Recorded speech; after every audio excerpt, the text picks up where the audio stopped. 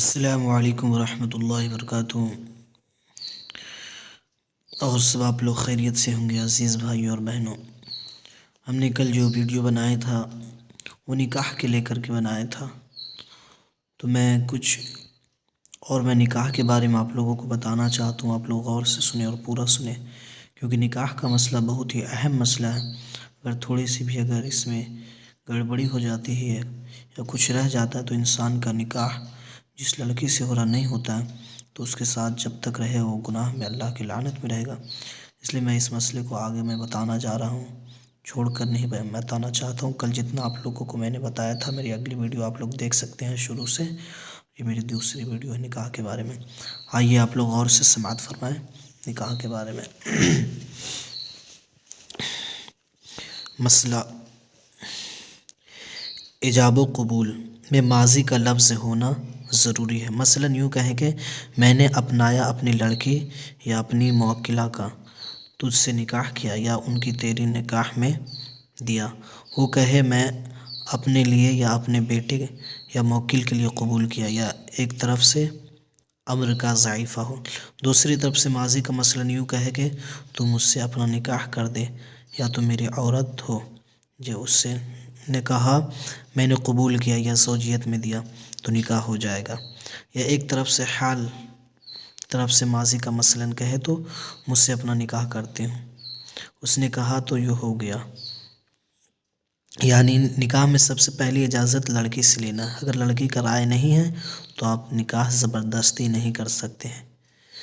اللہ کا حکم ہے قرآن کریم میں کہ جس سے بھی نکاح کیا جائے اس کی مرضی سے کیا جائے۔ مجھ سے اپنا نکاح کرتی ہوں، اس نے کہا کیا تو ہو گیا، یا یوں میں تجھ سے اس کی ضرورت نہیں ہے کہ میں نے قبول کیا۔ اور اگر کہا تو نے اپنی لڑکی کا مجھ سے نکاح کر دیا، اس نے کہا نکاح کر دیا، تو جب تک پہلا شخص یہ نہ کہے میں نے قبول کیا، کیا نکاح نہ ہوگا۔ ان لفظوں سے نکاح کروں گا یا قبول کروں گا نکاح نہیں ہو سکتا، میں نے قبول کیا کہنا ہوگا۔ الفاظ نکاح کی دو قسمیں ہیں، ایک صریح، ایک صرف دو لفظ ہیں۔ نکاح و تزوج باقی کنایہ ہے۔ الفاظ کنایہ میں ان لفظوں سے نکاح ہو سکتا ہے جن سے خود شے ملک میں آ جاتی ہے، مثلاً ہبیہ، تملیک، صدقہ، عطیہ، بائع شرح، مگر میں قرینہ کی ضرورت ہے، گواہ اسے نکاح سمجھے۔ در مختار ہند یا بہار۔ نکاح میں خیال رعیت معتلقاً نکاح کے لیے چند شرطیں ہیں: عاقل ہونا، لہذا مجنون، پاگل یا ناسمجھ بچہ نے نکاح کیا تو نہ ہوگا۔ بالغ ہونا، لیکن اگر نابالغ ہو تو سمجھدار ہونا، لہذا ہو جائے گا، مگر ولی کی اجازت پر موقوف رہے گا، یعنی جو اس کا باپ ہے اسے ولی عہد مانا جاتا ہے۔ نکاح کی گواہ 3 گواہ ہونا، یعنی ایجاب و قبول 2 مرد یا ایک مرد عورتوں کے سامنے ہو۔ گواہ عاقل بالغ ہو اور سب نکاح کے الفاظ ساتھ سنے۔ بچوں اور پاگلوں کی گواہی عورت کے ساتھ ہو تو گواہوں کا مسلمان ہونا بھی شرط ہے۔ لہذا اگر کتابیہ مسلمان مرد کا نکاح ہو تو اس کا نکاح گواہ زی کافر بھی ہو سکتے ہیں، بہار وغیرہ۔ صرف عورتوں یا خشہ کے گواہی سے نکاح نہیں ہو سکتا جب تک کہ ان میں کے 2 کے ساتھ ایک مرد نہ ہو۔ مثلا نکاح کے گواہ فاسق ہو یا اندھے یا محدود فی القصب تو ان کی گواہی سے نکاح منعقد ہو جائے گی، مگر عاقدین میں اس سے اگر کوئی انکار کر بیٹھے تو اس کی شہادت سے نکاح ثابت نہ ہوگا، در مختار وغیرہ۔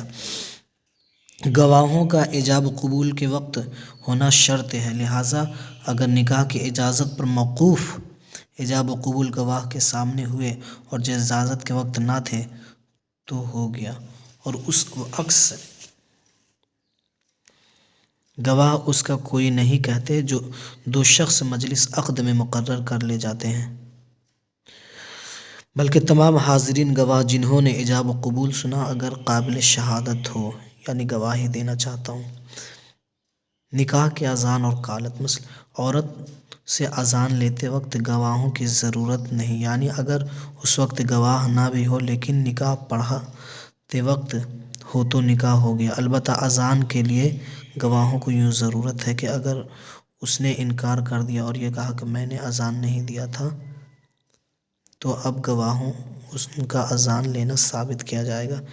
یہ جو تمام ہندوستان میں عام طور پر رواج پڑا ہوا ہے کہ عورت سے ایک شخص سے اذان لے کر آتا ہے، جس سے وکیل، اذان مطلب شہادت لے کے آتا ہے، اذان لے کر آتا ہے، جس سے وکیل کہتے ہیں وہ نکاح پڑھانے والے ہے، کہہ دیتا ہے کہ میں نے فلاں کا وکیل ہوں، آپ کی اجازت دیتا ہوں، نکاح پڑھا دیجئے۔